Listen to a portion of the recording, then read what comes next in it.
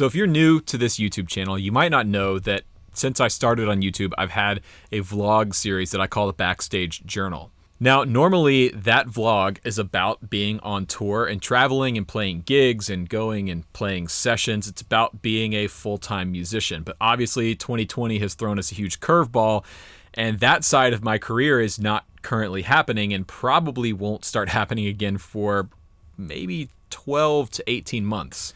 So as a result of that, the vlog series has kind of been put on the back burner, which I'm really bummed about because it's one of my favorite things that I get to do on this YouTube channel. But today, I'm bringing it back. Today is one of the first Backstage Journal vlogs of 2020. And we're getting my band together for the very first time. This is something I've dreamt of doing for years, and it only took a pandemic to make it happen, but here we are. Now, if you missed the video last week, I announced a brand new live streaming series that I'm going to start on this YouTube channel on July 11th. We're going to be putting on full band live concerts from my home studio. And there's going to be more going on than just playing some songs down to a camera. It's going to be more in depth than that. But this project is something that we've been working really hard on for a really long time, and I am unbelievably excited to share it with you.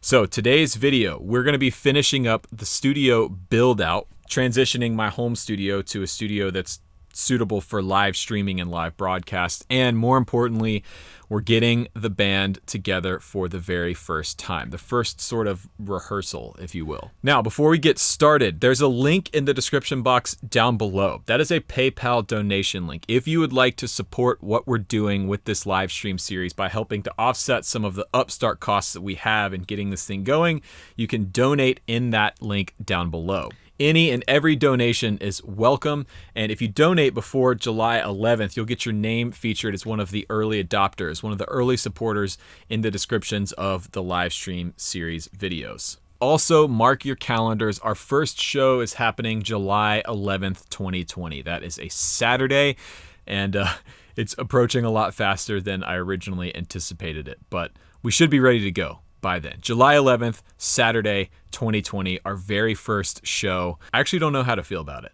I'm really excited, pretty nervous. It's kind of a whirlwind of emotions, as you can probably tell by my excited tone of voice and over-exaggerated facial expressions. So with all that out of the way, we've got my friend Andy coming over to help me finish putting the studio setup together, and then we're going to get the band over here and start making some noise.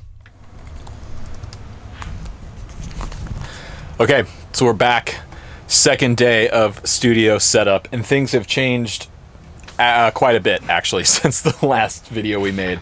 So we're gonna update you guys on this. Andy is back doing champion's work. Basically, we're about to blow apart my entire studio setup here and rewire a bunch of stuff. We'll take you through all that. We'll talk about some of the new gear we've got coming in, and then tomorrow the band is coming and we're gonna have our first rehearsal playthrough sort of tech rehearsal, which you will see that a little bit later in the video.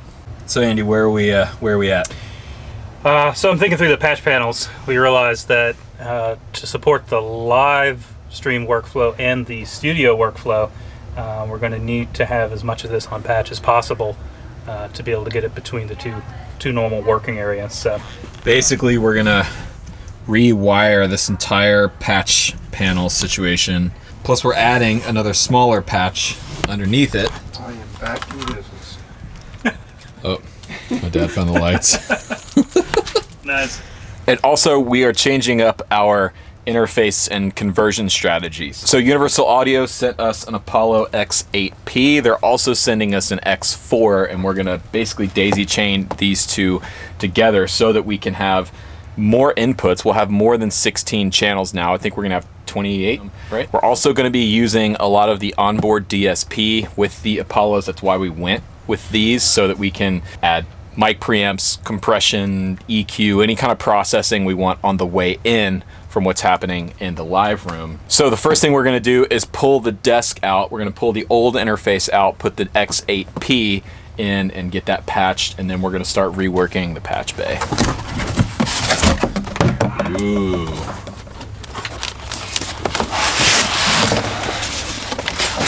I don't know why, but I always get so interested to see how companies package things. Alright, so So now you'll get to see my wonderful cable management skills back here. Fixing that. I hate that I say that now. Only a little bit of a rat's nest. To be fair, I was kind of in a hurry last time I did this, so we get to fix. A little bit. Yeah. It's not stressful. It's fine. Everything's fine. All right, so right now we're going to pull out the old interface and we're going to plug the Apollo in. Let me know when it's free. Okay. Yep. All right.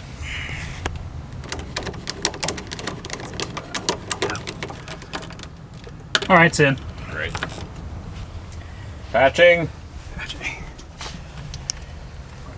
So I learned the hard way the other day that there is a difference between Thunderbolt 3 cables and USB-C cables. They're not the same thing. So you have to have a Thunderbolt 3. All right, we're connected here. But your 1/4 inch to DB25 we need to take out because we're not going to be able to use that one anymore. Correct. That is correct. Now, should we flip these? Because on the back here, the top row says input 1 through 8. All right, so it's really confusing on these patch panels. Right. What they're talking about is into the patch panel. Okay, so I'm right. You're correct. Okay. The outputs go on the top, but that input is into the patch panel then out. That's so confusing. It's weird. It really should just say 1 through whatever. Right. You know what I mean? Like it shouldn't have a direction there. You're on camera. Hi. Hi. So that top right icon, I mean, it's only got like 3 pegs, so I figured that was the base, even though the body doesn't quite look like it. Here in the band section. Yeah, Phil plays a Schecter bass. And I could have gone with the bass clef, but I didn't really go with the theme. Yeah. So, you know. Yeah, but I want to have a cab going so I can have it to play off of. Right. Okay. But so the question is how much can you control the room sound? Right. Like obviously you got drums too. Right. Part of your challenge is that some of the drum tones you want is probably like overheads really compressed kind of thing. Right. Which is going to be all this stuff too. Right. So, I mean, bass you can probably deal with because you can cut the low end out. Yeah, I mean, we'll be from high that passing, from that but, perspective. Yeah. Drums are obviously going to be there. Yep. I think we should try and move the piano down a little bit to where that guitar rack is. We'll move the guitar rack down, and then this will be keys world over here. I will be right here. In front of the wall. And whatever singer, artist, whoever we've got with us that particular week can be kind of in this corner here. My bass player instincts would be to be between Jamie and Chad. Okay. Yeah, I don't know if that's possible, but So where I right could over there. where I could see very clearly see the hi-hat and very clearly see Jamie's left hand. So yeah, I mean, I don't know if it would work for me to be like in that corner, have Jamie stationed more like here. That'd be awesome because then I could see you directly and I could. So if we move this down, Almost its length. yeah, and then and then we could kind of push the drums over a little bit. I would definitely shave them. Yeah, push them over that way, Uh-huh. and then we can all just be sort of in a circle, I like that. I like it like being here, and close. then you're right here next to the piano. How is Jamie going to be oriented? I don't know yet. He's coming tonight though. Oh, question. Do we have enough inputs for bass and Moog? Mm-hmm. Okay. Because I know some of the references Jamie sent had some synth bass, like the. So, for this series, one of the things I've been wanting to do is experiment with some different DAWs. I've been a Pro Tools and Logic user for a long time, and part of the reason I wanted to go with Universal Audio was to try out Luna. So for the live stream series and everything, we're going to be using Luna, which is their new DAW that they just came out with, which you have to have UA hardware to run, which is why I wasn't running it before. So the Apollo is installed. It's passing signal. I'm installing Luna right now, and we are going to start testing signal flow and getting stuff patched in, and then the band will be here and we'll get ready to start making some noise.